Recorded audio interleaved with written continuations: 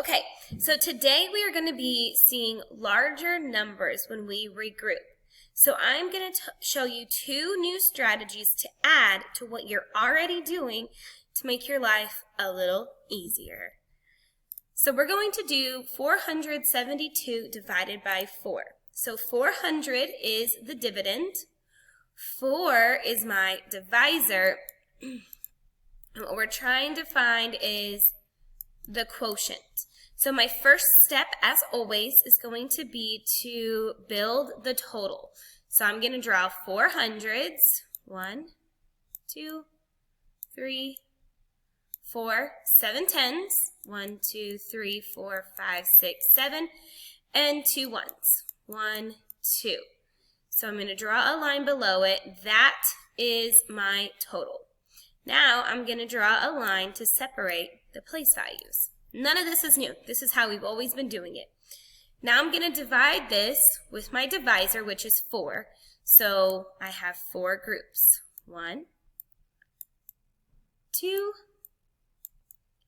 3, and 4. So I'm going to split this into 4 groups. 1, 2, 3, and 4. Okay, so I want to start in my hundreds because I want the largest chunks of my total taken away. So I have 4 hundreds and 4 groups. So I'm going to do 4 divided by 4. So I could ask myself, what times 4 equals 4? Well, 1. So I can put 100 in each group. So 1, 2, 3, 4. Okay, I have no more hundreds. Nothing to regroup for the hundreds place. I used them all. So now I'm going to go to the tens place. I have 1, 2, 3, 4, 5, 6, 7 tens and 4 groups. So I'm going to do 7 divided by 4. I already know that there is nothing times 4 that's going to equal 7, so I'm going to have to regroup. But let's just see how many I'm going to regroup. So I'm going to start putting them into the groups. 1, 2, 3, 4. So I used up 4. 1, 2, 3, 4, which left me with 3. So I have 3 tens and 4 groups. I cannot put a 10 in each group because they wouldn't be even. So I have to regroup these tens into ones. But here's the problem.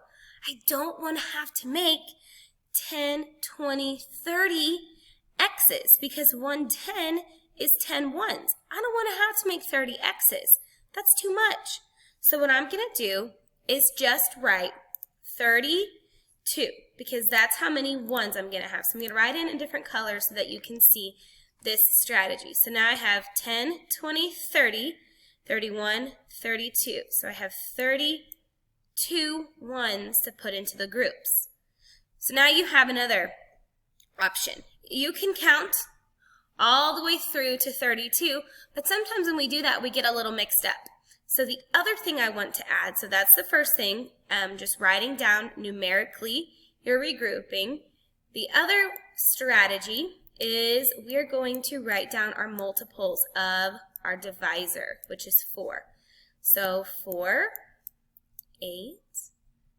And if you get a little mixed up and you can't remember, you can either count with your fingers or you can make 4 little dots and that'll help you count because you're making multiples of 4. So 1, 2, 3, 4, 5, 6, 7, 8, 9, 10, 11, 12, 13, 14, 15, 16, 17, 18, 19, 20, 21, 22, 23, 24, 25, 26, 27, 28, 29, 30, 31, 32, 33, 34, 35, 36.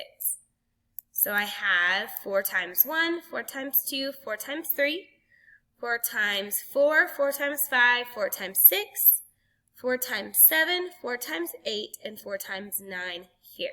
So 32 ones. So we could say that 32 divided by 4 equals what? Or we could do the opposite. 4 times what equals 32. So let's go and see. Oh, right here.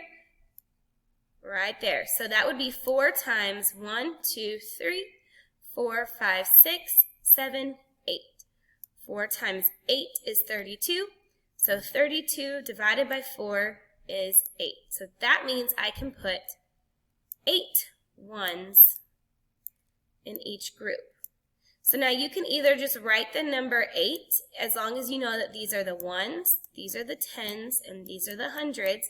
But if you get mixed up with that, you can still put your 8 X's.